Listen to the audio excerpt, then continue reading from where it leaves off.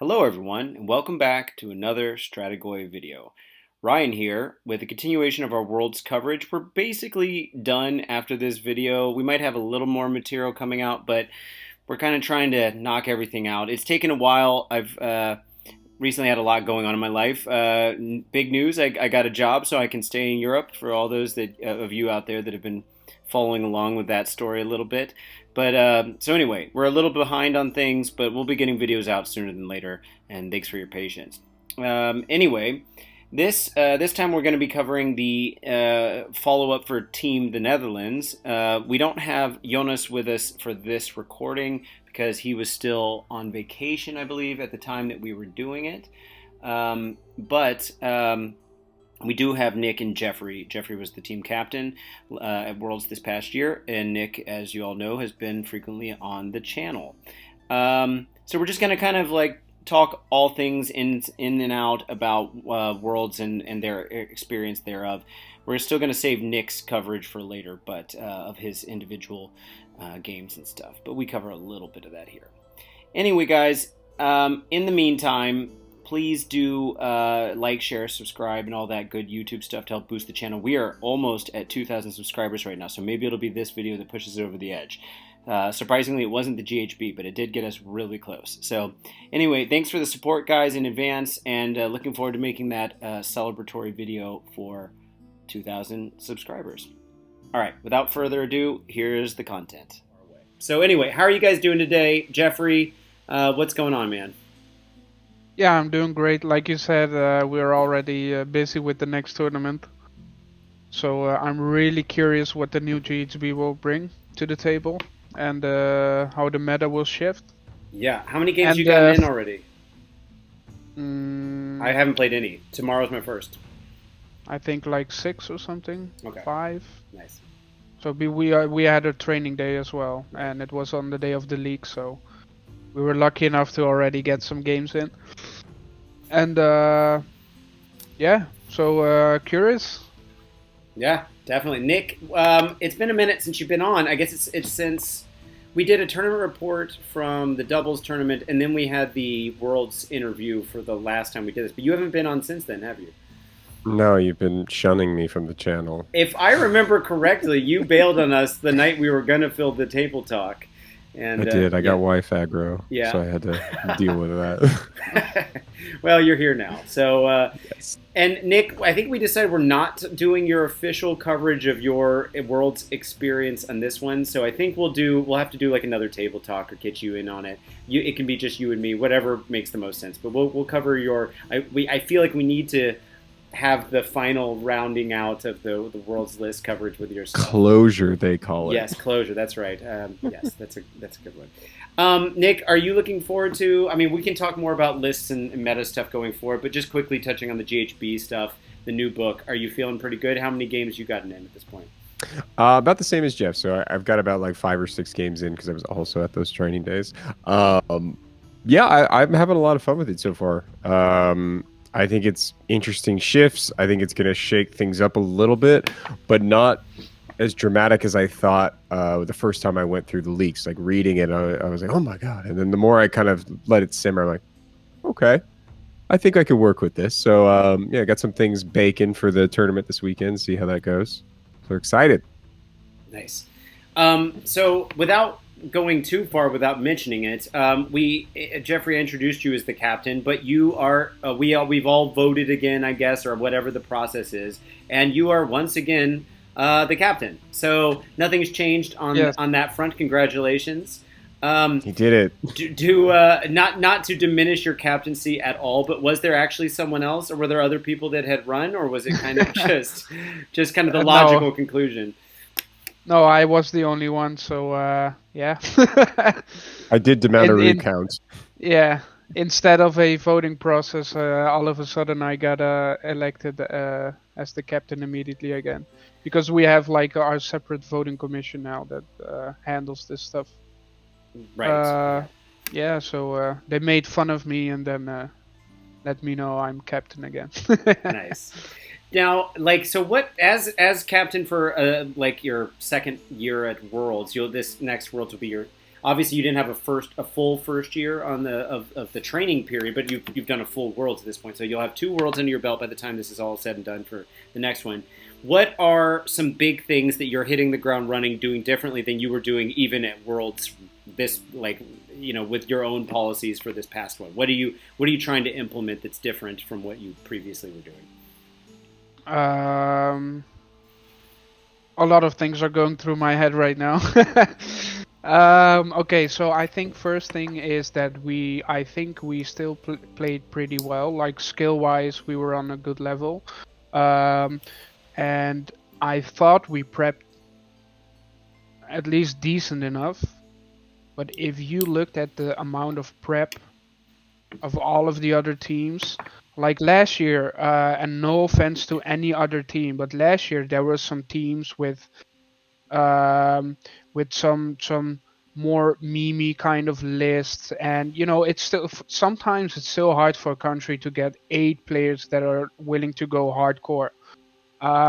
So no offense to some countries, but then there was a more of a difference between the bottom of the field and the top of the field, in my opinion at least. And so when you lost a game, you would go down a bit. You would maybe have a better chance at winning. This year, it for me it felt like every country was prepped like beyond. Everyone was fully prepared. Everyone knew what they were doing. Every country had 8 players that were on a good skill level, and yeah, it was almost felt like a final table every game. So, and I think in that regard, we got out prepped, in my opinion. And I mean, we did prep, of course, and we did get our games in. And like I said, I do feel like we really represented our country pretty well on the table, and we really fought hard. But yeah, in the end, we ended up 18th, and it isn't really representing how good we can be. Um, yeah, so the first thing I would really want to try with everyone is, I just want to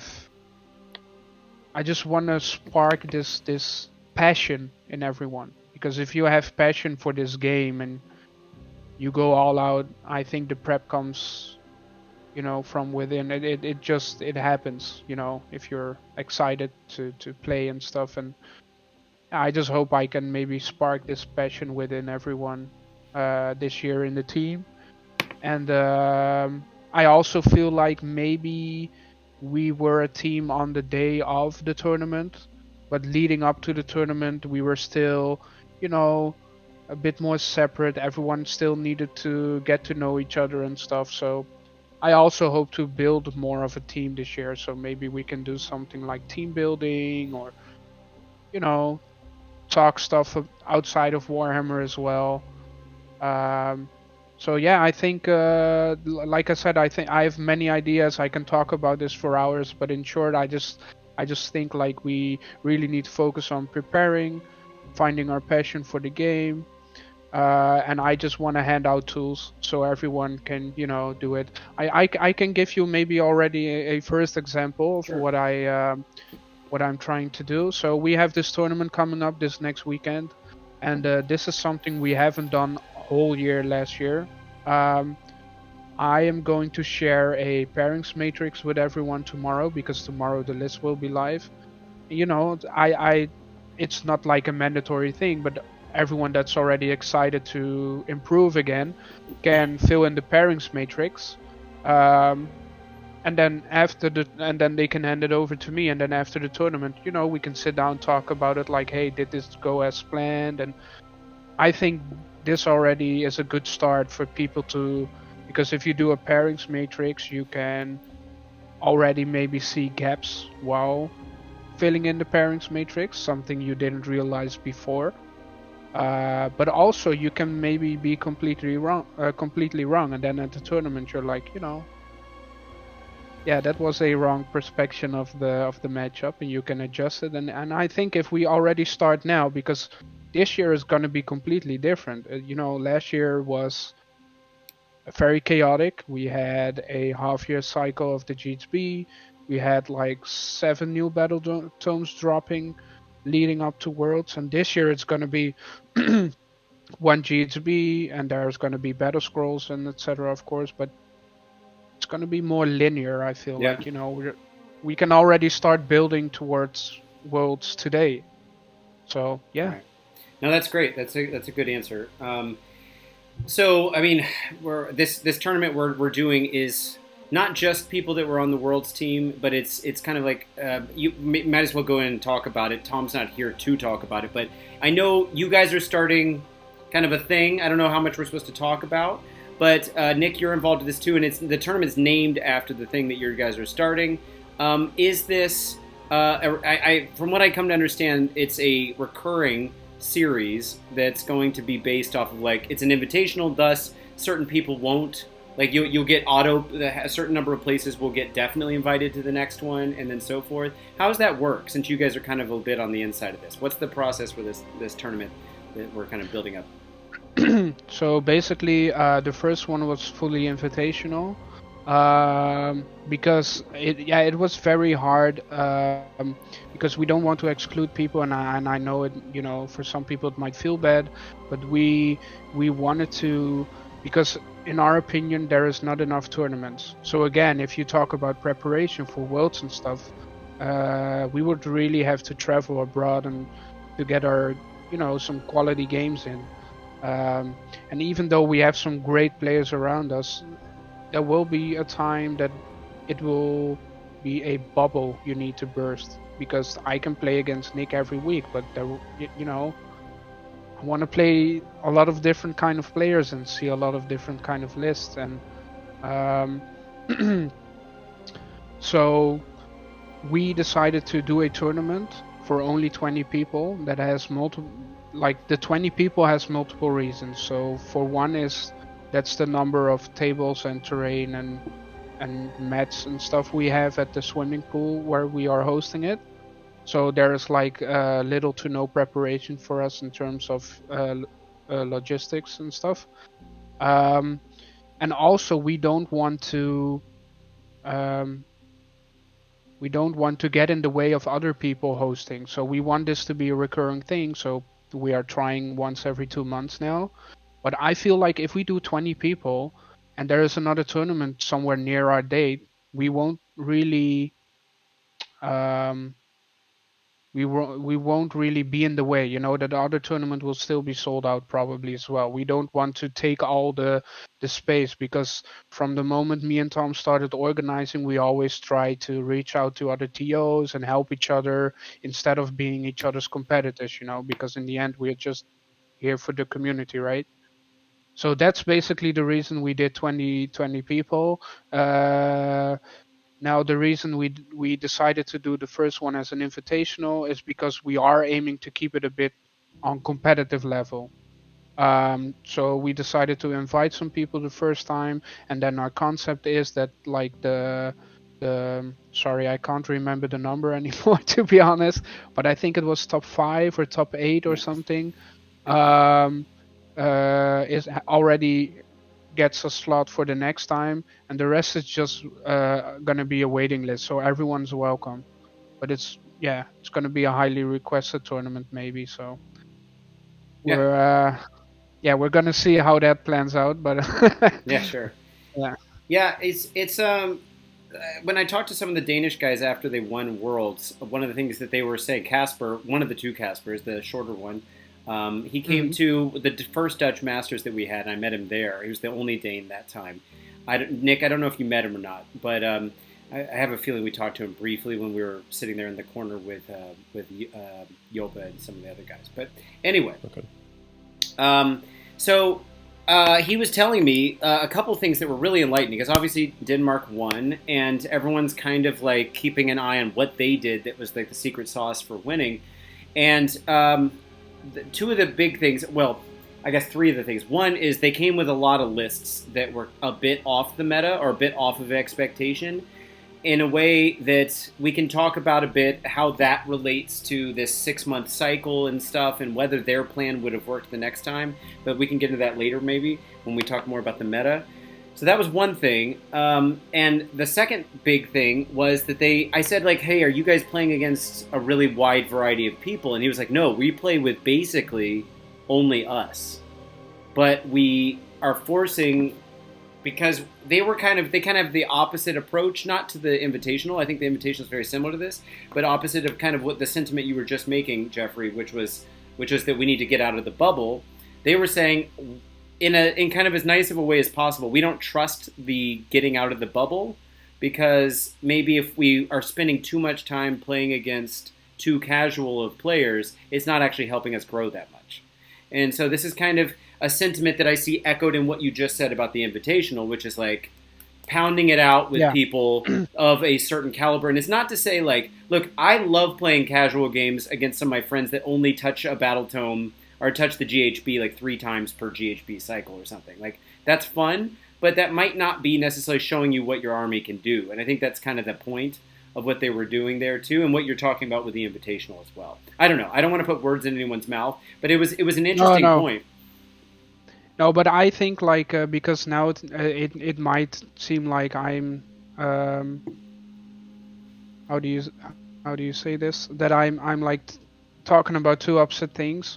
Actually, when I was referring to the bubble, maybe I'm also talking a bit more with your friends and stuff, and with your local area. Yeah. So that's why you want to see like a lot of tournaments. Right. Because I do believe if you have like a good core group of competitive players that play a lot, that's still the best. Because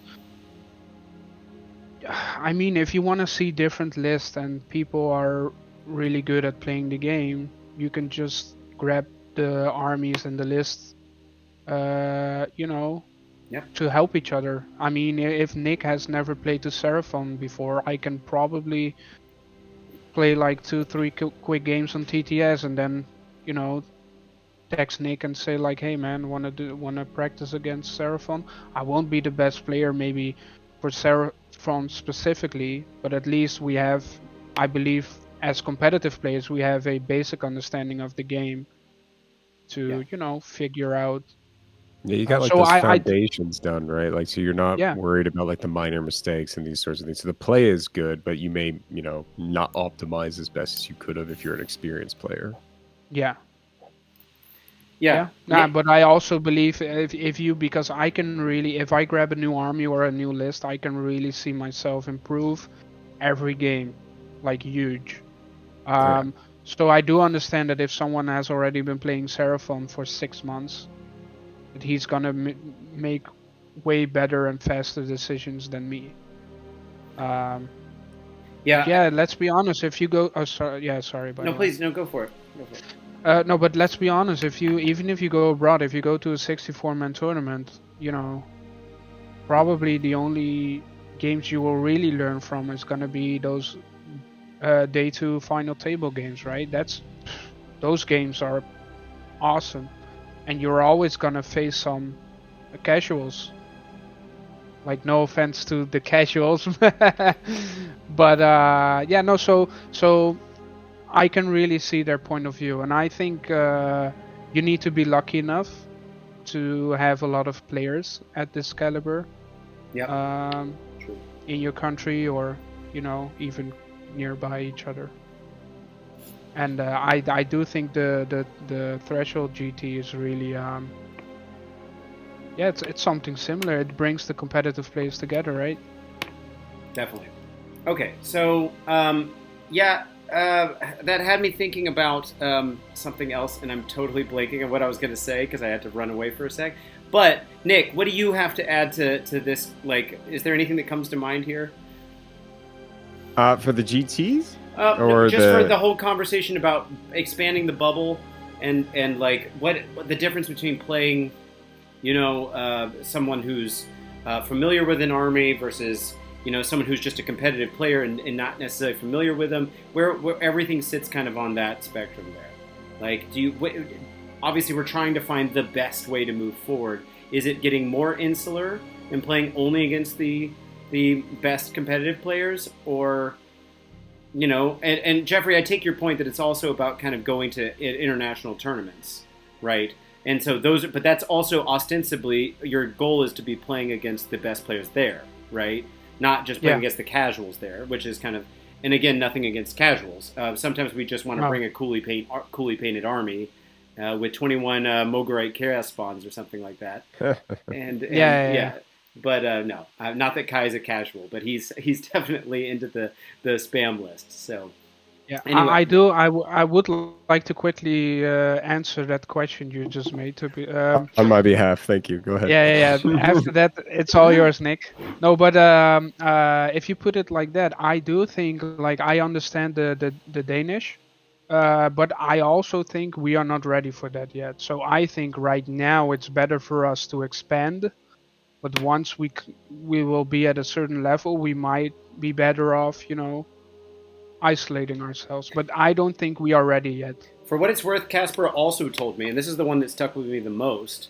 He said half of our team, and granted, I'm just quoting from what I remember, roughly half of Hmm. our team's not even going to be there next year. Not because we don't want them on the team, but because the practice schedule, the regimen for training that we had was so Yeah, rigorous that if you had kids or a relationship or work stuff, a lot of people sacrificed way more than was reasonable. Like they were like, this felt like a second job, and he said it just isn't sustainable what they had done. And so, to your point about honestly, not being yeah. there, maybe it's because it's just a game at the end of the day, and a lot of people can't justify it. But honestly, I felt like every country was on that level this year. Like people were so prepared. Yeah, I did 240 games, bro. What the fuck, 240? Yeah, okay, sure, it was insane. But sorry, it's all yours now, Nick. I'm really Thank you, curious because about my your train of thought is perspective. so right there. I remember everything I was going to say. I appreciate it. No, I do agree with the idea that maybe we're not ready for that yet. I think what the GT offers, again, like I was kind of getting at with Jeff, is that it maybe sets the caliber for people are going to be playing at a certain level. So you're not going to be seeing those mistakes like, oh, wow, you set me up for redeploy and now you've lost the game. Like those things aren't going to exist in this level, or at least that's the idea. So you're filtering out that. So your game is going to be quality on that sort of regards. And maybe to your point where they may not know the list as well as, someone that's been playing for months. But that's what I get from it, is that I can look at the roster of the people that are on the list, and I look at them like, I'm going to have a solid game where there's opportunity to learn in each one of these. I'm not worried about like, oh God, okay, I just got to get through this one so I can play the next one. I think they're all going to be pretty tough games. I don't see a single name on there that I'm going, well, that's going to be a walk in the park. Not one of them. Agreed. Yeah. Yeah. Yeah. Yeah. So I think, and also playing within your bubble, and maybe that's something that also we'll talk about further, is that I think when we get to that sort of level of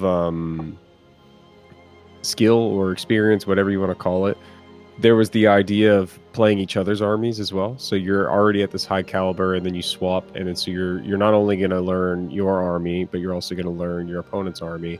And if you do that enough, and are representing the meta, you're going to have a very strong foundation. You may not be that 6-month player that knows it in and out, but you're going to know the really the main parts of it that you can maybe counter or watch out for and prepare for much better than if you don't really get any exposure at all. So I think there's a little give and take in there. Yeah, I mean, what's a better way to learn how to beat an army than playing it yourself? Yeah. Right? Or at least not like knowing someone else's rules at least as well as they do, goes a long way, right? You're not caught up out. Yeah. Yeah. I would like to get to a point where, like, when I play the game, I don't ever have to go, what does that rule do? That's kind of where I want to be for if I make the team next year for Worlds, like showing up that I don't need them to run me through anything. I've got it down, and it's very easy for me to go, yeah, I know what your list does. We can already start deploying. But that's like crucial to plan ahead, right? Yeah. If you want to plan ahead, because I think in turn 1 you should already be playing turn 5. Sure. So, it's actually crucial to know what your opponent's army does. Yeah, definitely. And I think for at least like a lessons learned on my part from playing, it was that I wasn't like I had a pretty good idea of what that army wanted to do, but I would like to know how they're going to do it. That's the part that I was missing. So it's like I know Zinch wants to cast all these, or I know the Khorne wants to do this, but knowing how they're going to do it, which abilities allow them to do it, that's the part that I wasn't sure on. So then I could be caught by surprise. Yeah. Okay. So Nick, when you're talking about you like maybe not being on the team next year, is a good transition into how the team gets selected moving forward. And so, Jeffrey, you've already started setting, I think, a good precedent for how you like I said, you're already hit the ground running. You've already sent us a number of messages for how this is looking. Do you have a timeline for when you want to make a decision by about when the final team is kind of locked in? I mean, you don't have to. You're not locked in now, but do you have kind of an idea in your mind, or is it going to be based more off of what other teams are doing and all that stuff? Yeah. So basically, it's like how many? Is it like a week ago I got selected or something? Yeah. Yeah, something like that. I don't know. So it's still very fresh, and I've already made plenty of plans, and yeah, a timeline. It's kind of hard because like I want a timeline, but on the other hand, I don't like to put myself in situations that I might regret later. Sure. If that makes sense. So I'm still working on it, to be honest. Because also let's put it this way. I'm still exploring a little bit also when and how I would like to select people, because right now, like for example, last year we had like 2 cuts. So one is like a bigger cut, let's say 14 to 16 people. So you isolate it a bit more, and also it's a good message for people that I already know that are not going to make it. People are putting in a lot of time and effort, so them knowing early on is going to be good for them, because then it's less a waste of time. Sure. On the other hand, people are there to learn and improve, and I'm also exploring the idea of maybe turning it around. Maybe I should just select some people that are already in, like 2 or 3 or 1 by 1, or I'm not saying I'm gonna do that, but I'm like I just want to think about it, and see what the best process is also for everyone. What comes to mind when talking about that is maybe that there's also, to give people another sense of purpose, at some point whenever we do bolt down the team, to have an official B team that will do, how like Australia and England does the Ashes every year, which is like the little mini tournament, the one round they do before. Maybe we have a B team that is a test team for pairings every single time, and they're not the B team for stepping up and filling in people's roles, but now they have an official purpose as a secondary team that we're supposed to train against ourselves, and we have individual, like basically 8-person versus 8-person tournaments for training days. That sounds like an awesome way to be leading in, and it makes everyone still feel like they're really helping out, and they also get to practice for next year by having a captain on the B team, and then doing pairing matrices and all that, and those 8 people are also a big part of the process. I don't know if that's too much secret sauce or whatever that maybe we don't want to share with other teams, but I feel like that could be a good way to go forward. I really like the idea. I mean, honestly, I've been really thinking hard on. So basically, we have indeed, in some time we would have the final team, right? And what really bothered me last year was that I had a really hard time keeping everyone involved. Like I just didn't know how. I already had a hard time keeping the team involved and talk about armies and etc. That already took a lot of effort from me.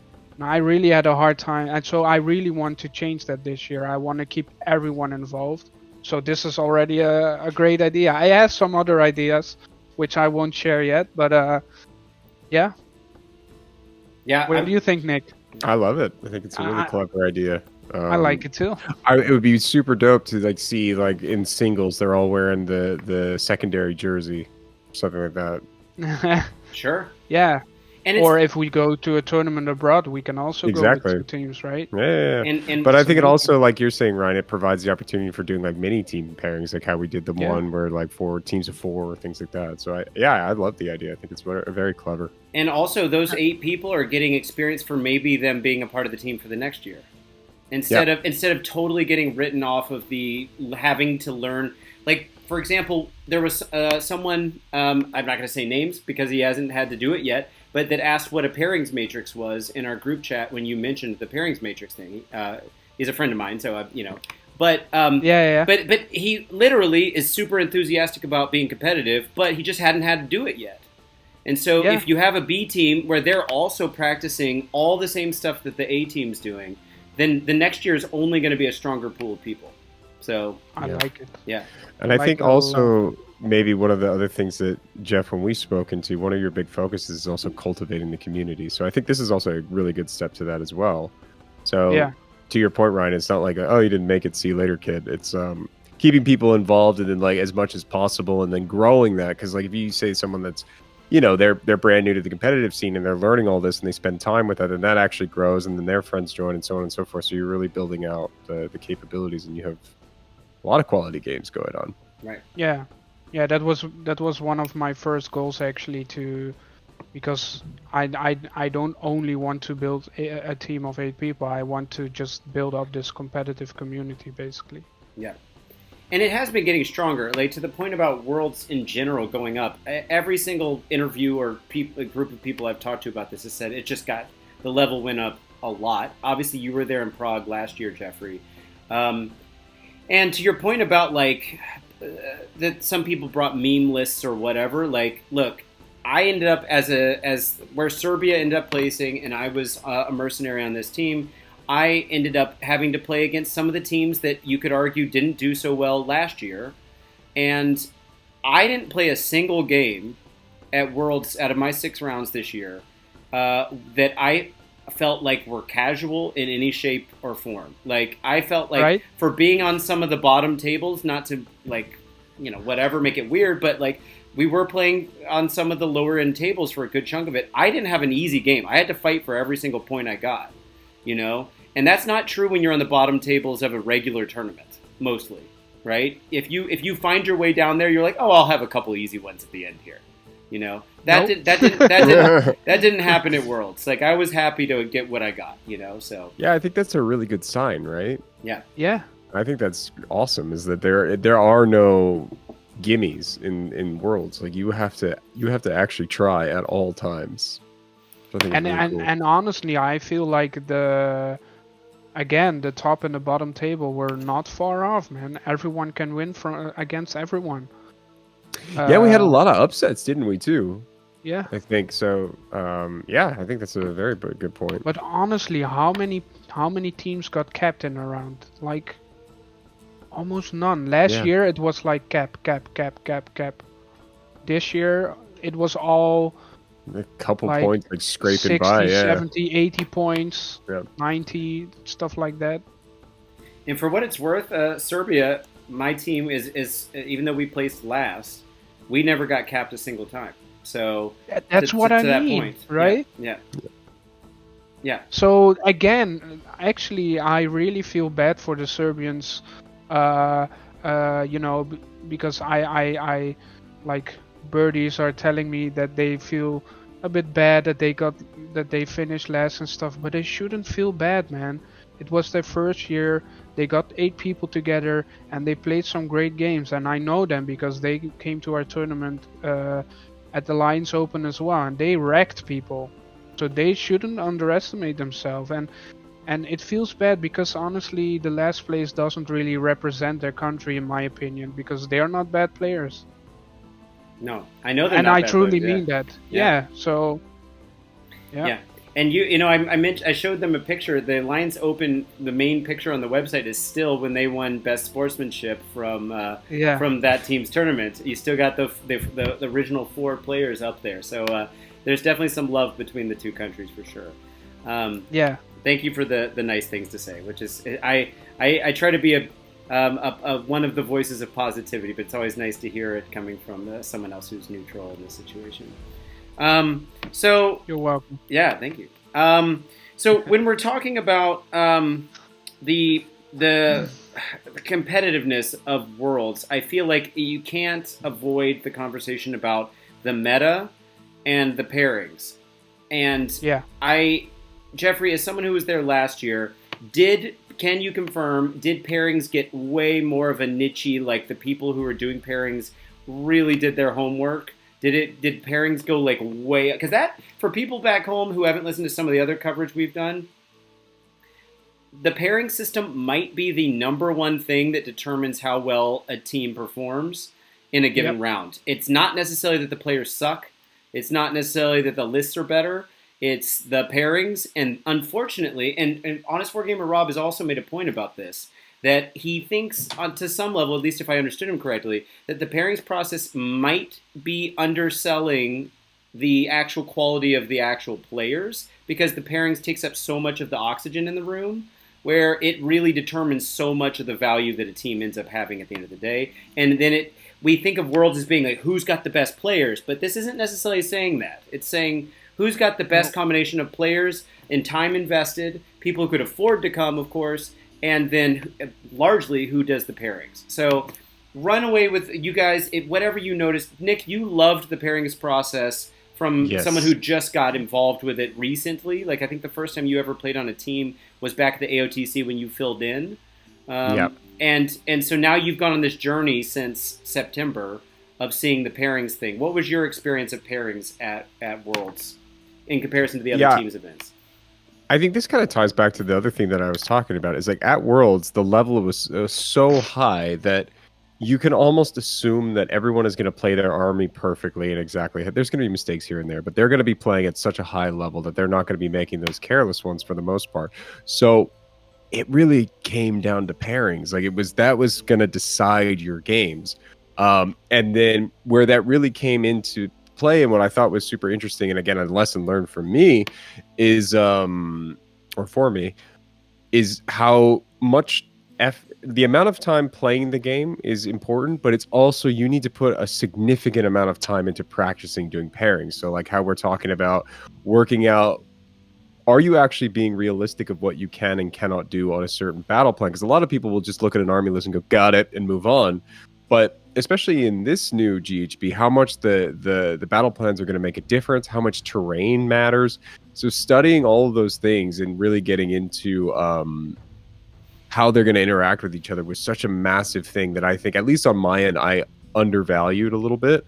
And I focused more on, mastering my army list and being able to beat everything. But then when I started playing the games, it really came down to a lot of the pairings, and with some of them, it was just there wasn't a whole lot I could do there. It was just getting out paired, if you know what I mean. So I think that it requires just as much expertise as it does to play your army, and so I think that's a critical part of any team looking to be successful in Worlds, is that you really need to have someone or a panel of people that can really analyze every step of it to make the best decisions. And not just the impulsive one of like, this counters you, and then throw it down, because that may cost you later on, and you sacrificed 4 battle plans for 1 good one. So It's just really fun. One thing that comes to mind for me about like practicing the pairings process, which I 100% agree with you, that like this was true of my team as well.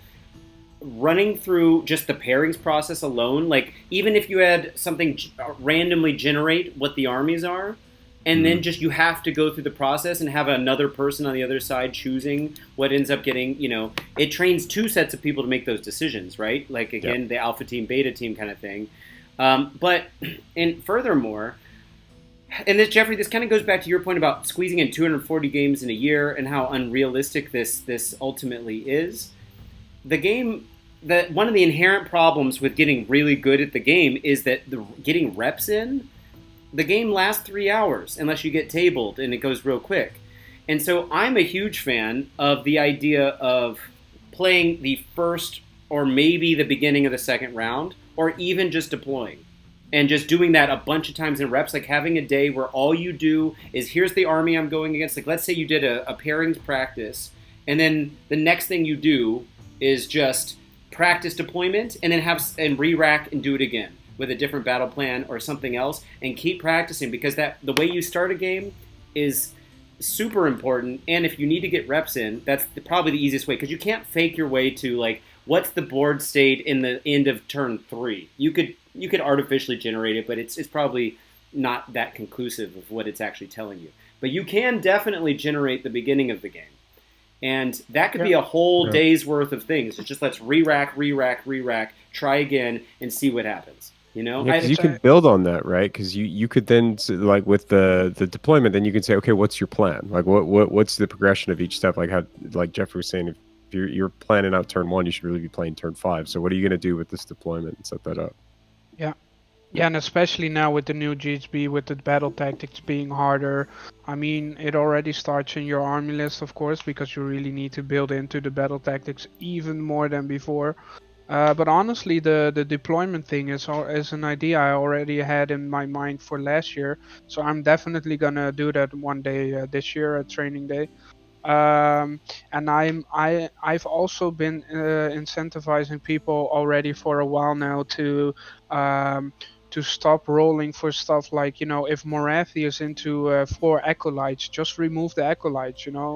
Do we really want to roll this out? I mean, she should smack them. So even if I do with 9 out of 10 times, she shouldn't. So if you want to have a good representation of how the flow of the game should go, and I'm not saying like you should calculate and 55% kills it then remove it, because that's too close. Just roll it, right?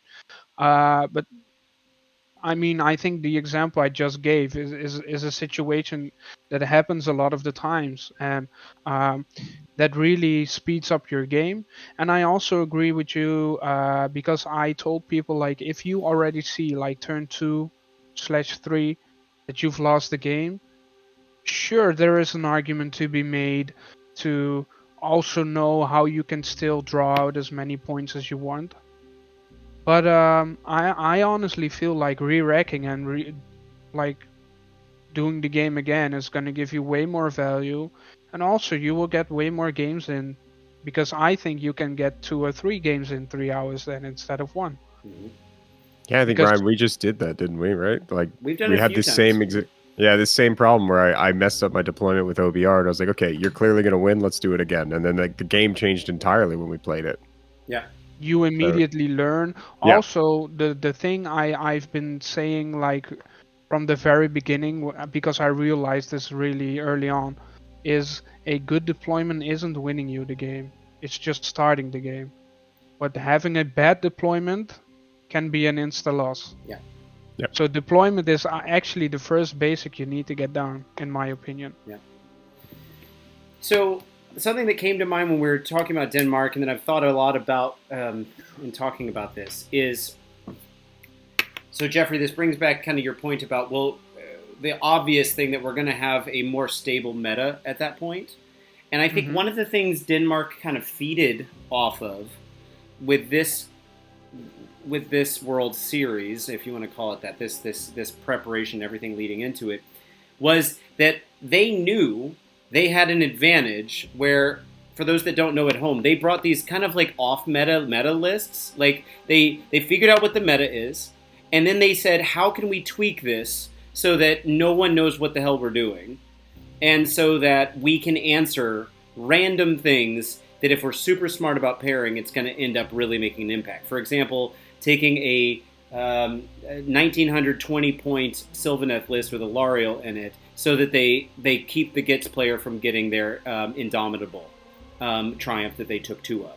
So they're shooting, like, they put this person up against the Gits player, and they're not even thinking about it, like, oh, this is taking away a big part, and then having a Lariel go do this thing and like being kind of crazy about it. Or that's the Lumineth list that they had was super off meta.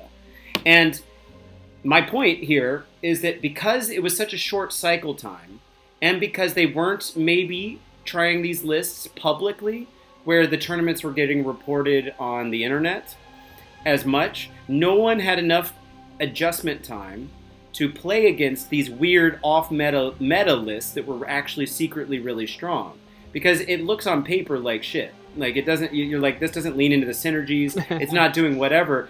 And it turns out they were actually one step ahead. It was like 4-dimensional chess kind of thing. I think with a longer year, with less flux, with all of the new battle tomes and stuff, they're gonna, if they tried to pull that trick again, there's gonna be too much lead time in between there where people can obviously see what they're doing at tournaments, unless they psych us all out and just play regular normal meta lists at tournaments, where they're not gonna, like, that list is gonna have enough time to breathe. So for example, Mitchell de Boer's Tree Lord list. He was kind of the guy, as we've talked about before, who kind of established this list. But then it gets reported on the internet, and then a bunch of people, like even in Serbia, without me even talking to them, some of their players in the community were already practicing this list. They didn't know it was Mitchell's list. They just heard about it on the internet, and they were already practicing it. And so that's kind of what I mean about the lead time. If the cycle is long enough, the meta is going to have to react once again to even what Denmark comes up with. Does that make sense? Like, do you guys have any thoughts about that, or is that kind of a moot point? It depends on how secretive they are, or protective of the list. Like if they never show it at a tournament, then they may still get that element of surprise. Which they did, right? They never showed it.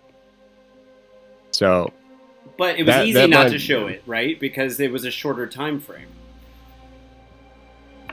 But, yeah, maybe. Maybe, okay, imagine this. So now everyone is going to try and get these off-meta lists. And now no one's prepared. But that's also now beautiful. You have real Warhammer. Yeah, right. Right. Yeah, I don't know. I think it's still a bit obvious. I mean, I would maybe do the same. To just grab some really strong meta lists. I mean, if they work, they work, right? So yeah, I don't know. I think if they do this again next year, because I don't think I've seen their list pop up in tournaments or online. So there is no way for other countries to prepare. And I think, like I just said, no, I think countries will still grab the top meta list that are out there. So if they keep doing this, they will always have a little advantage, I think. Yeah. And also, funny thing, because in Prague, I really thought a lesson learned was to focus on battle plans, and we kind of didn't do too much on that topic this year. And it still felt the same way. I don't know how you feel, Nick, but I do think, like, especially in pairings and stuff, if you look at our Nighthound player Lex, he's a very exceptional Nighthound player. If I put him on only the worthy, he can win any game. Yeah. Right? Yeah. I think that's really where it came in with pairings, is like planning all those, not just the army pairings, but also what battle plan they're going to land on, what terrain map they're going to land on. It was really all encompassing.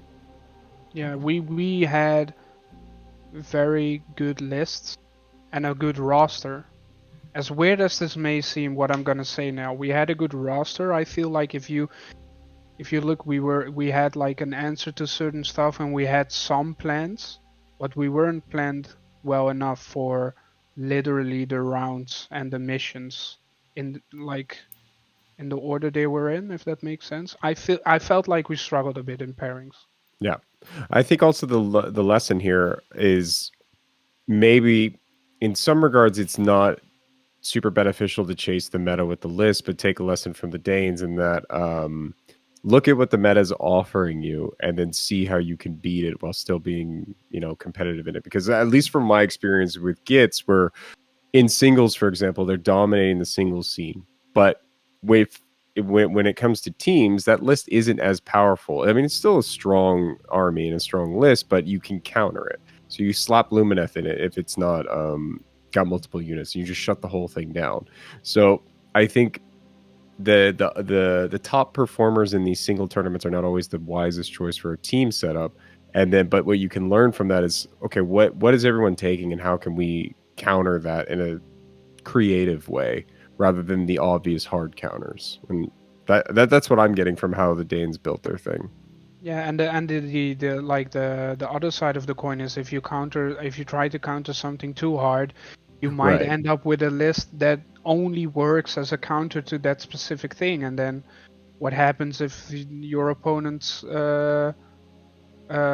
if they don't have that kind of an army list in their roster anyways, or whatever. So then it will be the Yeah. opposite. Instead of it No, winning yeah, the yeah, yeah. game, I think you there's a know. balance, right? So you can't Yeah, you yeah, can't yeah, plan everything as a counter. That's why you got to grab some. exactly. But there, I think when you have like those bully lists that you know are gonna pop up, like so Gits, for example, I Hmm. think it's still worthwhile of like we brought Lumineth to counter Gits. That's what they're here for. That's what they do. So like in that kind of logic, that if you know something is just going to be a terror, to already kind of plan ahead, and then these sort of recurring themes of how they're going to do it is like, okay, what if we have some options, and what are you going to do for this? So I think that taking all of those into consideration and how to really maximize on different battle plans against these armies. Yeah, I think we have a good example because with Nico and his slaves, his Archeon Ravages list, we had a very good counter against Lumineth. But at the same time, it was like a tough list to kill. Yeah, So even if he had a bad matchup, he could still, rack up some points and never lose really big. You would never 20-0 that list, right. So in a way, it felt balanced because we had the counter, and yeah, in other areas it would still perform decently well. I think that's a good example. Yeah, definitely. So, just to like for those that don't know what the team the Netherlands brought. So we had you, Jeffrey. You were playing Slanesh, and then Nick, Yeah, you were playing Gitz. Yep. Mitchell De Boer was playing the Tree Lords list the Sylvaneth list I was referring to. Mitchell Stahl was playing KO. Ivar was playing Beasts. Morgan was playing Zinch. We just mentioned Nico. He was playing the Slaves Ravagers list. And then the last person, Lex, was playing Nighthaunt. So, in retrospect, not necessarily based off the players, but of the army choices, is there anything in there that you felt like was, like, we can do both sides of the spectrum, something that caught you, like you were surprised by how well it did, and then something that like you were like, oh wow, we really thought this would counter the meta better than it did, but it just didn't. And this is, I'm trying to extract the players out of this since they're not here, but like just thinking about the armies and choosing the armies, because obviously some of the armies you guys played weren't even your own armies, like Nick. So yeah. so And it's Slanesh for me. I thought you played Slanesh as well, but I guess not. Okay, cool. No, no. Okay. So no, because we talked about it, right? I'm actually more of a Daughters of Cain player. I played Slaves to Darkness a lot. Yeah. I've played Legion of the First Prince and a little bit of Zinj. Yeah. So I basically deviated to Slanesh because we felt like we were missing a kind of a shooting bully type of army, and we didn't really have the resources for Lumineth in my opinion, because it's not an easy army to pick up. So that was gonna take a while for someone to pick it up, and also we already kind of gave Spell Portal to our Zinj player, which in my opinion is very crucial in Lumineth. So we ended up deciding like, hey, you know what? We're gonna counter Lumineth and bring other stuff. So, but we still needed the shooting thing, and I was thinking about Daughters of Cain, Morathi bow snakes. But we talked about it a lot, and even though I have lots of experience with it, it has a couple of nerfs. It had a couple of nerfs already. Sorry, um, and everyone knows it, right? And then Slanesh popped up, and I was like, I could play it a bit similar, still with the shooting and do the same thing. I know they play very differently, but just in a broad sense. And I might surprise people more with it, but it didn't end so well for me. I threw myself under the bus a couple of times. Yeah. Okay, so does that answer a spectrum on those? Because I'm glad to Oh, hear your perspective. okay, Yeah, sorry. yeah. Yeah, I was just caught up in why I took Slanesh. Okay, so the spectrum, I think KO did really well. Because there is almost no counter to KO in my opinion, and there were some.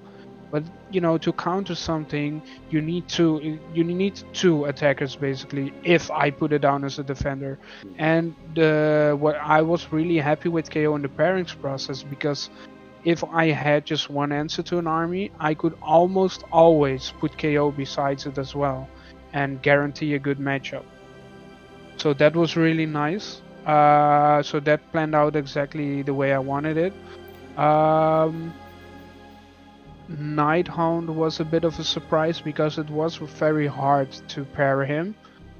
But Nighthound is still a 4-up ethereal dickhead of an army. I don't know if I can swear, but yeah, definitely. And yeah, he's a fighter, Lex. So yeah, he got some unexpected wins. Uh, I think Beast of Chaos I had a hard time pairing. So he had a couple of bad matchups, and we really tried to get him into some good matchups, but that didn't end so well. Mm, Nick, does anything come to mind for you? No, not so much on the pairing. So I wasn't invited to the pairing table. But I would say in terms of things I would change, is I would have changed my list, like looking back. So I think Jeff and we kind of talked that maybe we leaned too far into a gimmicky, and it didn't perform as well as I had thought it would. Yeah, I mean, as cool as all those squigs sound, it really just wasn't able to keep up with 0 buff pieces. So like I had Scraggy, but that was okay for a unit.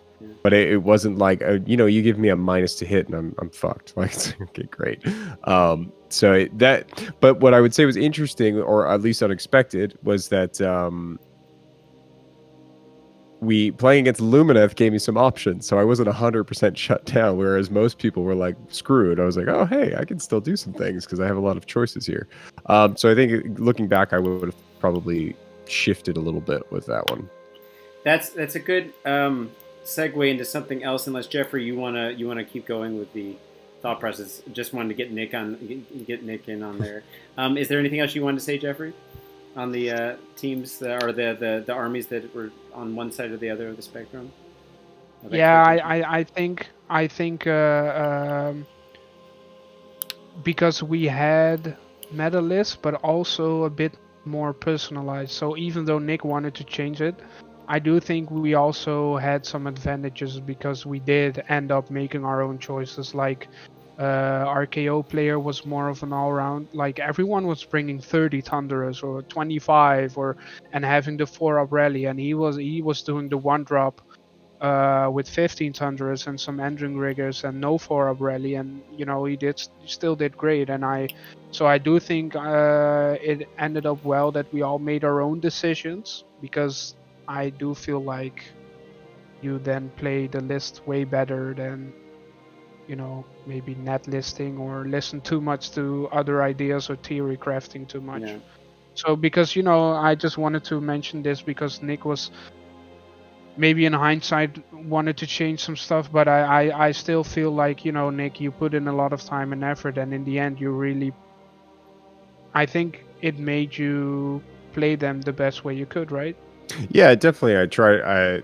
It was the best I could do with it, but so I think there was just like it's At the always time. 2020. Yeah. So Yeah. at the time, it's the best I could. But it was also looking back. I was like, oh, if I had this could have played, and so that kind of stuff. Yeah, sure. So Nick, you were just referencing against Lumineth, and the only stream I've watched this entire time of the streamings, the rounds of streaming, including singles, was the Team Netherlands versus Team Germany stream that you guys got to be on. Obviously, there were only 12 teams that got to be on stream out of the total 24, unless they repeated. I don't know if they repeated any teams on stream. It was possible, but I thought maybe we would just talk about you guys' streaming experience instead of talking about every single round, since some people at home might have actually watched the streams in particular. Nick, you were playing a Lumineth player in this one. Yes. How did that end up playing out?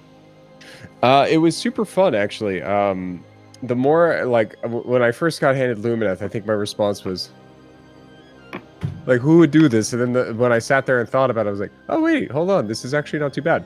And so I was extra nervous. So like my wife, she was also watching, and she sent me a text. She's like, stop fidgeting, because you could just see me in the background, just like busting a move, basically, because I was all like nervous and twitchy. And so yeah, while I was playing, it's fun to listen back about what they had to say about what was going on with my game, because my brother was in the US was also texting me. He was like, "You gotta fucking move your squigs." And I'm like, "I can't. I want to, but they're not allowed." And so yeah, it was a good game. So after deployment, and I think maybe after the first turn, the German just called timeout, because he was like, "I don't know what to do here, because I can't shut you down." And so he actually ended up coming to me, which was super helpful. But one of the I think for me, one of my favorite moments of all of Worlds was his battle tactic. I forget the name of him already, but to snipe off one of my heroes, he was just going to kill it, shoot it off with all of his sentinels. Um, I don't remember what it is, but anyways, he was going to do eye for an eye, or gaining momentum or Yeah. something Oh like that, wow, because it you're was an that easy far one. out. Okay. Wow. Yeah. Yeah, Yeah. it was super easy. And then so he moves into position, but puts his Canary within 9 of redeploy for my hoppers. I needed a 6. I rolled the 6 for my redeploy. My hoppers went over my squigs and then put them in range to make him not visible anymore, and denied the battle tactic. And I was like, that is probably the coolest moment of Warhammer for me. Like, this awesome, just like leaping over shit and like protecting everything.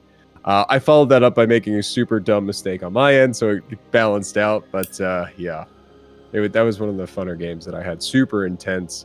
Lost every single dice roll that mattered. It's great. I still ended up winning that one though, so I was very happy to win my stream game. One of the questions I had going as a person who played Lumineth 2 counter Gits and never got to play Gits because of pairings.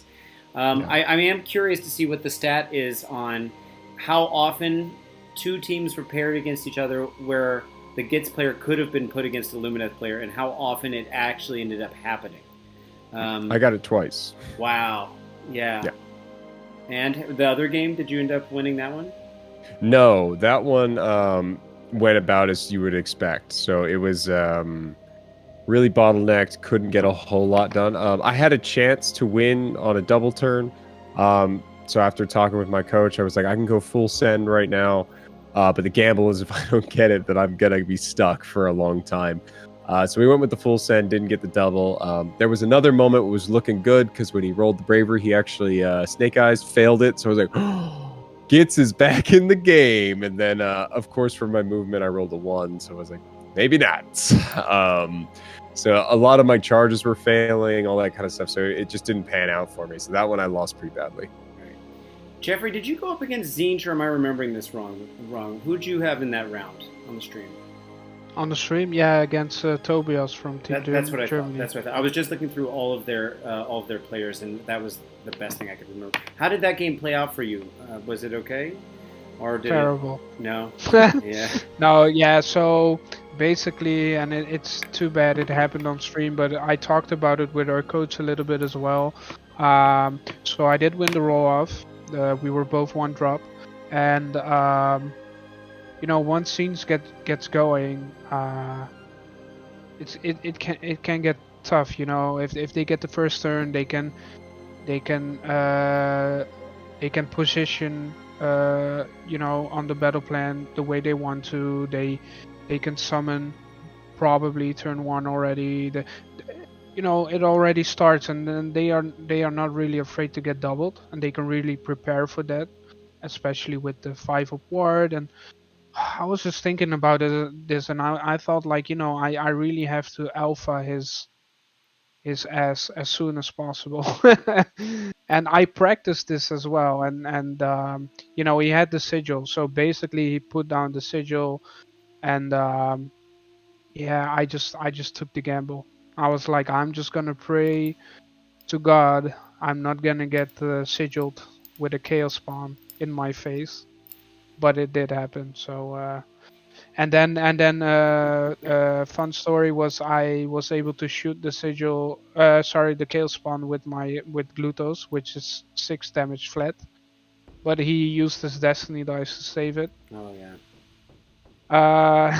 Which was a great move.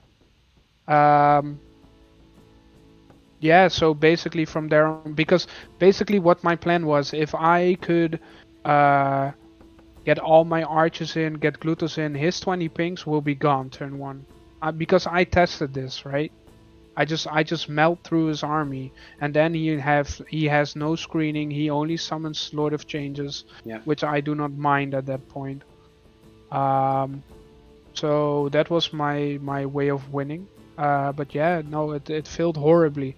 It was still a fun game though, because he got the double and he almost tabled me. I had Glutos left, 5 Seekers, the Demonette versions, not the big ones, and the Epitome. And with those 3 units, I still scored my battle tactic and an objective from turn 2 to 5. Yeah. Nice. So I I gave him everything, but yeah, that's all I could do. But that's amazing, by the way, about teams that, in singles you would probably say like, fuck it, let's get a beer. I already lost, because wins first, and in teams you want to fight for every point. Right. Did you watch back the stream yourself? No. Okay. When I had a rough, the only time I've been on stream was a really rough one, so I did not watch it. But Nick, you did, right? Oh, absolutely. I wanted to hear them say nice things about me. Nick, do you feel like the way they represented it? You kind of already alluded to this, but the way they represented the game was how you experienced it. Because obviously they're splitting their attention between 8 tables and relying on what Charlie and whoever else walking around that was watching the games, like what they remember. Like, obviously they can't possibly capture the whole experience. Did you feel like it was in the neighborhood, or was it kind of off? Yeah, I think at least for my games, they got all the highlights. I think they captured my cool moment. It wasn't on camera, but they reiterated what happened, like with the redeploys and stuff like that. So I thought it was pretty good of representing what happened. The only thing they missed was like a couple of the endings. I think they hung out too long on their own frame, and then when they come back, like everybody's cleaning up and like, oh, and then Tom sat down and like gave them all the answers. But other than that, I think it was very it was fun to watch. It was cool coverage. Yeah, there are a couple of things that it was really fun about for even just me watching the stream. One was in the interview, the last time we had this conversation, guys, we were going through each of the players, and I described Morgan as a nuclear power reactor, and they started. I think Mike told them on the stream that this is how people like refer to, because they Honest Wargamer Rob kept talking about how fast he was changing the guys out and rolling dice and everything, and they just kept calling him the nuclear power reactor, which I was like, wow, okay, cool, it stuck. That's nice. And then the other thing was my game at that moment. Nick, I don't know if you've gone back and watched the video or not of this, but I was playing Team Ireland in the only game I ended up winning, but this really close game against this Feck player, and I was down to 5 minutes on my clock, and I had to pee extremely badly.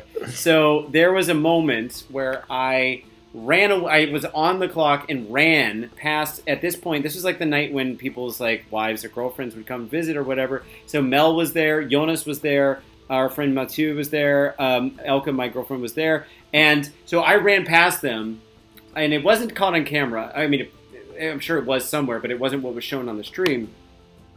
But I ran past them. And Elka thought I had to shit my pants or something. And then my team was all like, "Why is Ryan leaving the clock running?" I knew I had enough time, but why is he leaving it running? Because I just had to piss. And he still had 30 minutes left on his clock, so it was, I was going to be in misery.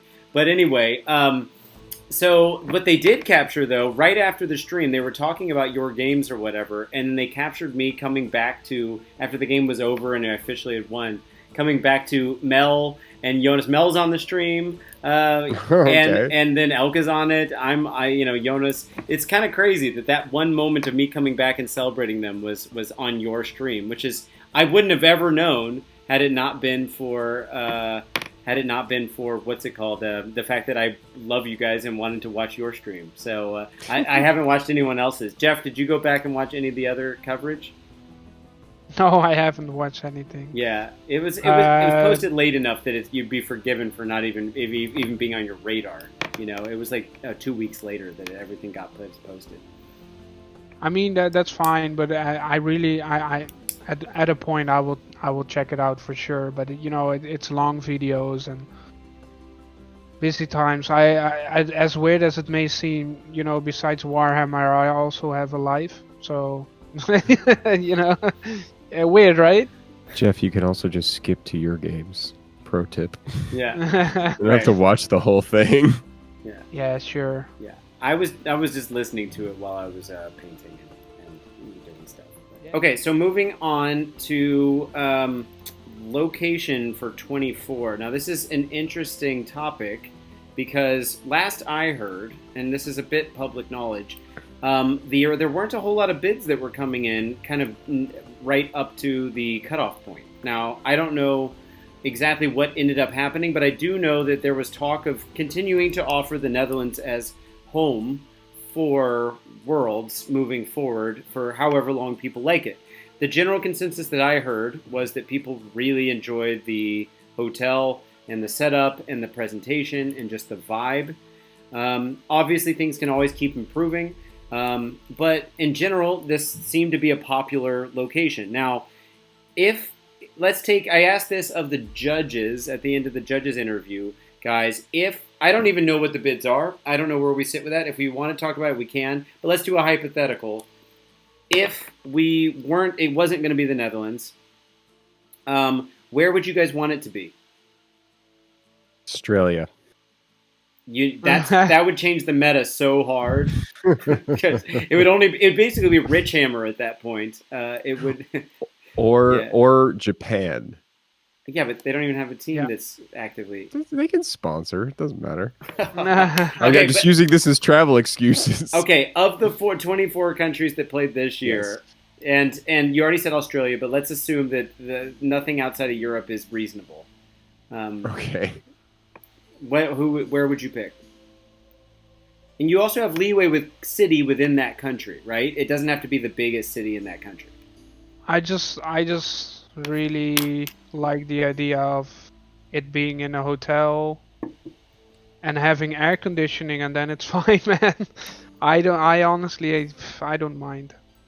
As long as the location is good and it's not too much of a hassle to travel to, then I'm all good.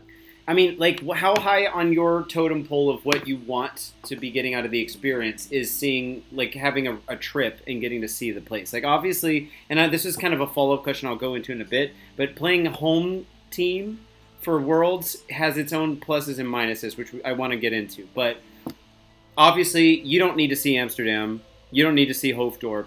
You don't need to see Noord or South Holland. So Nick might. I think Nick might still need to see a couple places. I was going to say, does anybody need to see Hoofddorp? But... Yeah. But you know what I mean. Like, however specific you want to get about where the hotel actually was, no one here needed to see those places. So, but how high does that rank on you guys' like experience of? Nick and I like to see places when we go them, but Worlds that's not necessarily the point of Worlds. So, like, Nick, is that high on your priority list? I think it would be cool if I knew what I was trading for. So I know what I'm getting here in the Netherlands, right? So I know I'm getting this caliber, some maybe undercooked chicken or something like that. But I know what's going to happen here, which is cool. If I had that guarantee that it would be comparable, then yeah, I would say that going somewhere is fun. You know, can you imagine being on a plane with your buddies? Just like that's a lot of fun, I think. If I had to pick, I'd probably pick somewhere. Or a road trip. Yeah, my destination is a bit far for a road trip. I think I'd probably pick like Greece or something, or something in the Mediterranean. Yeah, but like I'd want to be in like Athens or something, like so that I do have an option to like just go out and have a nice drink or some good food or something. I don't want to be like 100 kilometers from the nearest gas station for food. Yeah. So Yeah, I mean, I think it's a cool thing to do, but only if it's not costing me. Jeffrey, Quality. like, yeah, hypothetically, it Yeah. could be for future worlds, even if you know what people are leaning Mm-hmm. for next year. Yeah, honestly, but it's because I'm a captain as well. I think my head is too much into the The games actual, and the parents well, probably. So I don't know if it would I change. I would like to go visit stuff, but I think honestly I will just be in the hotel breaking my head over some pairings and you know. You think that, but you've never traveled with me. Everyone thinks that they're going to be well behaved. And there's also before, Yeah, sure. you know, like No. playing singles. Like while we're on the topic, we had one player on the Dutch team that played in singles. That was Ivar, if I'm not mistaken. And then in the Netherlands, we had, or sorry, in Serbia, we had four, so half the team of the official team playing team members played. Do you feel like, especially being the home team, that it would have been okay? Like, because obviously there's no travel per se. Like, do you think you guys could have afforded to have more people playing in singles instead of, just being around? I think the question was always about like mental burnout. Like, can Sure. you tolerate that many games? Yeah. But Serbia's argued that, like, for the people that did do it, that they felt like it really got them in the mindset. Yeah, and that could be true. I think it just depends on the type of person that's not sick of it at the end of 5 games and they got to do 6 more. So I yeah, sorry. yeah, please be sorry. No, go ahead. No, I've done both, and I do think it's for me the first time I did it, it ended up uh, being something I enjoyed a lot, and also it got me into the right mindset for teams. I was like fully prepared. Uh, so I do think it can be a good thing, and I didn't really feel the mental exhaustion or anything or physical. Um, but honestly, what held me back the second time was I'm very much of a social person, and if you play in the singles and the teams, you have no time to talk to anyone at all. So the second time I was like, I'm just gonna be there, and I just want to meet people, and that's also a reason I think, besides prepping and then meeting people, I don't think I would have loads of time to also go on sightseeing or something. Sure. But then you got sick this second time, Yeah, so that kind of threw a wrench in that plan. How much of an true. impact did that have on you? Like, I remember, it seemed like you got over it pretty quick, though. It could have been way worse. Um, Yeah. I mean, I was pretty sick for 2 days. Fever, sweating the whole day. I was, it was horrible. Um, and I mean, I pulled through, but I wasn't in the best condition, to be honest. no one else got This sick is from it, though, becoming right? No. no. As much as he tried, he forced us all in his room. Like, you guys are gonna lay on my sicky bed. Like, everything about it was just like he was really, hey, suffer with me. Group But this is bonding. becoming a thing for you. Weren't you sick last time too? No, I You don't ill know fuck. who's been. No, like I've you yeah. said it. You said you were like shitting your pants from like bad eggs or something in Prague. No, I had like my first game. I ate the eggs, which were basically water, and I felt like I had no energy on the table. And then the assistant at the time, I believe it was Terry and Nikki, or no, it was actually Teun, by the way, who brought me some food and some water, and I ate and drank it, and then I was fine. I wasn't like sick. I Yeah. prefer my story. Yeah, sure. Okay, so but speaking of locations, are we allowed to talk about it? And are we? Do you know which countries are available? Yeah, yeah, I know the countries, I know the bids. I also already shared it. You can see them as well in the AoS Worlds Discord. So I was already pretty sure, but now I'm 100% sure. So, anyways, it's 4 countries that did a bid this year. It's Italy, Spain, Netherlands again, and the USA. USA. So yeah, I'm very curious. I mean, Spain and Italy seems like nice countries in terms of weather and stuff. I honestly I don't know the details of the locations, like where it is, or I haven't heard of it, so Yeah. I You cannot didn't really tell you guys too much. you didn't read the bids. I mean, I read it, but I don't know the I There's don't this know the really cool thing on your phones. If you type in on Google Maps, you can Yeah, see the right. whole thing. Yeah, sure. So okay, so of those four options. As much as I love my own country, the United States is not going to win because it becomes rich hammer. And for example, like let's forget that Serbia is something that's even ever I've had any association with. Because Nick and I are both from the United States and we have other reasons to go to the country and we do it regularly, Nick and I would be almost one of the obvious shoe-ins for going because we already spend the money to go multiple times or relatively often. And Nick, how many times have you been to the States in the past year for work? Like 8, I think. Exactly. I go twice a year just by default. And, it would be easy shoe-ins even if Nick and I didn't deserve it.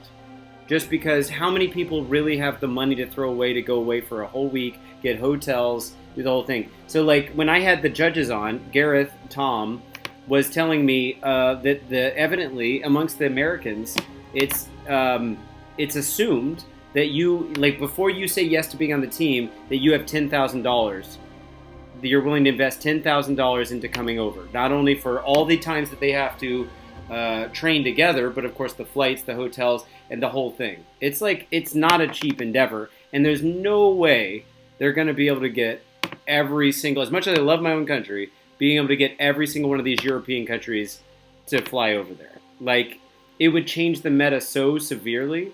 To only like the people that said yes would only be a handful of people that can make it happen. Am I totally wrong on this? Like, not to shoot it in the foot, but like, is that ever going to happen? Like, Nick, when you suggested Australia, I immediately said no way because no one can afford it. No one can afford going. Yeah. That's even worse than the States. No, I think you're probably right, especially if you look at like the feedback that we got for just the Netherlands, right? So the cost of the Netherlands venue, in my opinion, worth it that it is, was still very high for these countries. And then, you at a minimum double that to make it to the States. I don't see it working out. Jeffrey, maybe you don't want to weigh in this. I don't know, but if you feel like saying something, feel free. Feel free. But that's my neutral opinion as someone who would love to have it in the States, actually, and I still think it's a bad idea. Yeah, no, I do think it's a bit weird. It feels a bit weird to me to say like, hey, it's gonna cost us a lot of money because they are paying a lot of money each year as well. So we are asking it from them as well, basically. But that's 22 countries versus 2. Yeah, right. So, and I'm aware of that, and I think it is a concern, like an unspoken concern that if US ends up winning the bid, maybe half the countries won't come. Yeah, I don't know. And also because aren't the flights like way more expensive during that period of time as well? Is it the same time frame? Beginning of June. Yeah, it's not the worst, but okay. But it's good luck. A good thing it's not over spring break, I guess. But and by the way, when that would be worse. Yeah. Yeah. But by the way, when I say 22 versus 2, my brain originally went to Australia, United States, but Australia would still cost a ton to get to the States. It's Canada. Yeah, I don't think they care. It's Canada and the United States that would be getting the discount. And keep in mind that's also not a small flight for them. So like most of the people in the States going to pick any place in the States would still be roughly as expensive as anyone in Europe going to Europe. Like so, like if you're going from New York to California, same thing. So it's not like they're getting it cheaper. They're getting it cheaper, but they're not getting it cheap. Yeah. So I don't even know if they end up benefiting that much. You could put in Chicago in the middle of the country. I don't know what city's on bid, but like Boston. East Coast. That's okay. That's a little better. Yeah. Still. Yeah, from the UK, that's a 6 hour flight, I think. But still, Australia, no, it's not that much easier. And then obviously looking at the Netherlands, obviously anyone that did it this year can do it again next year if they think it's worth it again. I'm certainly all for it, but as I want to talk about the pluses and minuses of being the home team, I think there is a reason to argue that maybe you don't want to be the home team. And then Italy, Spain, culturally, not to whatever, but they're both Mediterranean-oriented kind of countries that have warmer weather. They Romance languages, similar crossover with history. Both warm destinations, depending on where, I suppose, and how close they are to the currents and stuff. I think those would both be really fun to go to for sure. Yeah, Yes. for sure. So Spain is by Malaga, which is the ocean side, Yeah. beach city, and I think Italy was Torino. Oh, right. And Nick, we just saw that there's a tournament coming Yeah. up in Torino, so yeah, could be interesting. Go scout it out. I'm down for both of those for sure. I mean, I actually took Spanish and Italian, so for what it's worth, I'd be a fun excuse to brush up on that stuff. Jeffrey, if you had to pick between Italy and Spain, do you have any dog in that fight, or are they both kind of open to both? I know what Nick's choice is. Nick's a big Italophile, so. Oh, really? Yeah. Yeah. I think both are fine. I mean, they're both countries that are known for their food and stuff, and I love food, so. Yeah. Yeah, no real preference. I think personally I would maybe pick Spain, just because it feels more familiar. I don't know. Yeah. When do you guys have to vote by? I think the 14th. So that's like at the time of recording, that's in 3 days, and then we have a week to vote or something. Okay. And actually, the voting system changed this year, because before it was just like vote on one country with most votes wins. But now they are asking us to rank the bits from 1 to 4. Ah. So it's kind of a scoring system. Nice. Okay. Kind of. So yeah. Personally, I'd be down for all 4, but I feel bad for shitting on the states, but it is what it is. Here, to put it into perspective, this GW golden ticket event that's happening in November is in my city, and even I kind of don't know why that's happening. Atlanta doesn't have a Warhammer scene. No offense to the people back there, but it's not. I think Seattle would have made total sense because they've got a strong scene. Texas has got a good scene. California's got a good number of parts in California got a good scene. I don't know why Atlanta got picked, other than it's kind of close, but it's still from Amsterdam. It's still a 9-hour flight, so I don't get it. I guess we've got an international airport that's a very notably large international airport, but I don't get it. Nick, you ever been to Atlanta? No. Yeah, you ever flown through Atlanta? No. It's a popular destination to fly through. It's too far south for me on the right. East Coast. Okay, so I want to go, finally, I've been hinting at it the whole time, being the home team and the trade-off and the pluses and minuses. So before I throw my own opinions on this, let's just throw it to you guys. What are some pluses and minuses of being the home team? What comes to mind? Nick, you want to go first? Sure, I'll take the easy one. The cost is a huge plus. Okay. All right. No, I think one of the big things that I want to improve on this year within the Dutch team is there's a lot of pride that you're representing your country in the home country, right? So you really you get a lot of support, you get a lot of contribution. People are excited. So I think that's a huge plus, and it's a good motivator as well that you're out there performing. And then we got our group chats for the local scene. Everyone's cheering along, watching the videos, watching the photos, all that kind of stuff. So I think that's a huge plus that you're not kind of out on your own. It's a good vibe. Nick, are you aware that so going into round 2, I think we were all sitting at lunch on this is Friday, and Serbia and the Netherlands were right next to each other, And there was a point where everyone was thinking that we might be going into each other that round. And you even came to our table and like kind of insinuated we should stop talking tactics so loud or whatever it was when I was sitting with Serbia. And I don't know if you saw this, but in the AoS, our chat that we have in the Netherlands, a number of people were not only saying that we would probably go against each other, but that you and I should go against each other. Yeah. Did you see this? People were really, I saw that. People were really excited for us to finally have our first meet. We've never played at a tournament, even though we play all the time. It's so weird. And it would have been so poetically, like Lumineth versus Gitz, it would have been perfect. And then I was like, I like playing in Dutch, and so there was a part of me that was like, if I do play the Netherlands, I don't want to play Nick because this is my only opportunity to play in Dutch because the Belgian team's not going to do it. And then, of course, like I would get by fate as it would be. Jeffrey, I would have made you play in Dutch, and I would have just made it up as we go. It's smakelijk. Exactly. Yeah. Jeffrey, how long as team captain were you guys seriously entertaining the idea that you might have to play Serbia in that moment? Like, did you guys go through the whole thing? Were you guys looking at all the different teams? We were talking about you guys.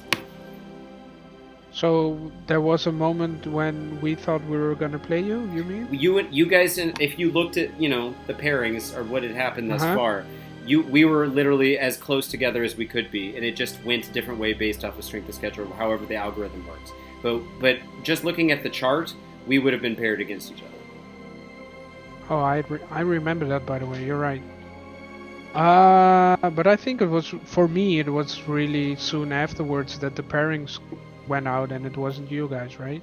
No, well, it was long enough that Nick came over and we were talking about you guys, and then the AoS chat was also the local chat. Was, really? Yeah. I had some time to simmer. It would have been amazing, honestly, because who doesn't want to play against the best sports in the game, the sportsmanship guys in the game, right? Of course, and it would have been a great excuse to be on stream. Get Natasha, Marco, Boris, get that whole crew up on stream, which is always a fun time. I want to see Natasha versus Morgan. Oh my god! The world will explode. Oh my god! I love it. I would like. I don't mind how red or green that matchup is. I would just aim for that pairing. That would have been amazing. I just imagine both sides of what they're yelling, and it's making me laugh. Yeah. Okay. All right. So, but let's continue with the trade-off stuff. Jeffrey, can you think of anything that comes to mind? So, like pros cons of being home country. Yeah, for me it's a bit double because I'm also Alliance Open. So I'm also just very proud hosting it and showing the world, how we do it, me and Tom and the other guys from the Alliance Open crew, Dennis, Martijn, Peter, etc. And in terms of the team, I just love to prep less, so we don't have to focus on travels and hotels and, so. No worries on that behalf, and it's less money, so that these are all simple pros. And you're right, I also love that the community was way more involved as well, because I'm not sure if that would happen as well if we are going abroad. Cons. I was trying to think of cons while telling you this stuff that you guys already told the audience. Okay, so I've got one. I don't really see cons actually. Okay, but I've got one based off of kind of what you just said. Is having the people, like, obviously a pro is you have access to your full community because the travel costs are so minimized that it's very easy to get the full community there. But something you said earlier in this very conversation was that it didn't feel like the team was quite the team until kind of at the tournament.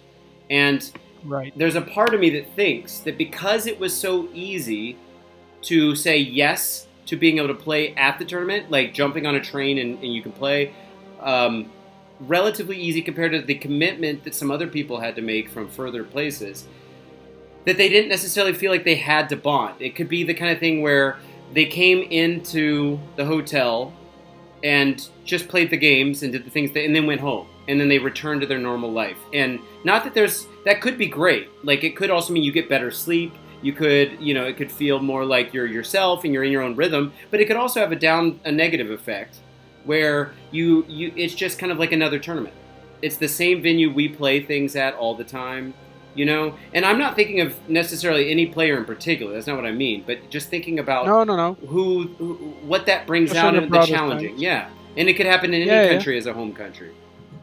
Yeah, makes sense. I mean, I did definitely feel like the applications were going up by a ton when it was known it was in the Netherlands. So yeah, no, it actually makes sense because it can also make you feel like because it's easy that you are less involved, or well, not involved. Maybe taking that another step, like, do you think maybe that had an influence on, let's say, if someone was to drop out, if they're not going to make the team or something, dropping out early, because the odds of them going to singles are not really there if it's in another country. But here, if they drop out of the Worlds team, they can just, whatever, I'll go to singles and I can still go to Worlds, whatever, no big deal. Sure. I'm curious if that played into any of the psyche. Yeah, but I feel like if you already know you're gonna go abroad and spend a lot of money, then you're automatically maybe going to put more effort and time in. Yeah, that's what I mean. Because, yeah, and that's also what Ryan basically meant. Right? No, that's what I meant. But, yeah. Okay. I thought Ryan was mentioning that as well. No. He hasn't said a word in an hour, so that was me. Oh, okay. Gotcha. Okay, yeah. Yeah, I mean, I think that's one of them. A pro, by the way. Pro then could be that it's very easy to have reserves, right? If it's in your home country. Oh, 100%. Oh, yeah. Yeah, for sure. I think that's probably the big con, if I'm thinking about it objectively. It's just, I could imagine, so I guess one of the reasons I'm thinking about this is because I know that it was kind of on the table that Tom and whoever else at Alliance Open would be continuing to try to keep applying for this. But there's also this kind of feeling that maybe it's not as beneficial to the actual team that's going as it looks on paper. Like, it does seem good. But I would be curious, like, how did Prague perform, or how did the Czech Republic perform in their own tournament? I don't know who did it the year before, but how did they perform in their own tournament? And I wonder if there's any correlation there between these things, It's a thought. It's just a food for thought. Yeah. Okay. So in closing out, I think we've talked about a good chunk of things here, and we actually covered quite a different set of topics than we did with Serbia. Which I think is always nice to see, that when talking to different people, it brings out different conversation topics. Is there anything you guys feel like we really left out of the discussion, considering this is the video for Team the Netherlands for Worlds? Nick, we'll do some more stuff with you, and I'm planning on getting our coach Dawa on a chat after he gets back from vacation. But otherwise, is there anything else you guys want to talk about? Maybe what's coming going forward? Yeah, we left out Nick quite a bit because he hasn't said anything useful, but that's per usual. Yeah. Besides that, it should really be the new gag that every time Ryan asks me a question, you answer it, Jeff, and I just say shit the entire time. I'll take it over from here, Nick. Yeah. You can bounce. Here, take bounce. The mic, Jeff. Yeah. No, I don't think we missed anything. Okay. And we can probably still talk about this for hours, at least I can, but... All right. Nick, is there anything you wanna conclude on? And there we have it. We had to stop Nick from talking there. He just can't be allowed to speak. That's obviously the trend that we got going here. No, really, I'm actually going to exit out with the rest of the conversation where the guys talked a little bit about a new venture that they've got going on in the YouTube sphere. But I'll go ahead and let this be the closing slide here for the official closing for the video itself. So thanks again, guys. Please feel free to like, share, and subscribe, and keep the conversation going in the comment section below in Discord and all that good stuff. Almost to 2,000 subscribers. So yeah, again, without further ado, here's Nick and Jeffrey again talking about their coming venture. So, as the name implies, so we're starting a channel. Threshold for we want to start doing battle reports to focus on competitive play and things like that. So, partnering up, we finished construction. Our studio is built and our tables are built, which was a lot of fun. We have photos and whatnot we could share later. I felt like I was in 8th grade again with Tom blasting System of a Down while we're trying to build a table. Nice. And Kai running around with a vacuum and literally vacuuming my feet. So yeah, Yeah. Nice. Jeffrey? Jeffrey was utterly useless throughout the entire process. Oh, True. The roles the roles are reversed. Evidently, they are just sending me like payment links, and I just pay. And nice. Nah, I try to help, but yeah, no. Like Nick said, we're trying to focus on competitive play. I think we also in the future might want to do more than just battle reports, right? Yeah.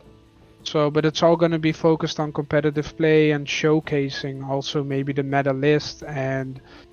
Because I do feel like there's a lot of amazing battle reports out there, but many of them are very long, and also sometimes I see like these lists pop off every time on the internet, right? And I get curious, so I thought it would have been great if I could see them on battle reports, and I think that's what we're going to try and do.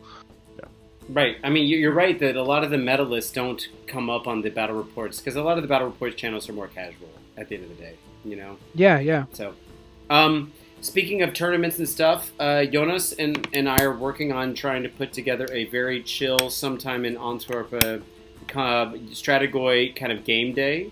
So anyone that's been a multi or even a one-time guest on the channel is welcome to come. So Jeffrey, obviously Nick, we're not going to do it unless you can come.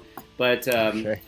Jeffrey, you're welcome to come join the Strategoi Game Day tournament if you ever feel like it. So we'll let you know when that happens. Cool. Yeah. Yeah, okay. Sure. Thanks. Cool. As always, thanks so much for being here, guys. Really appreciate it.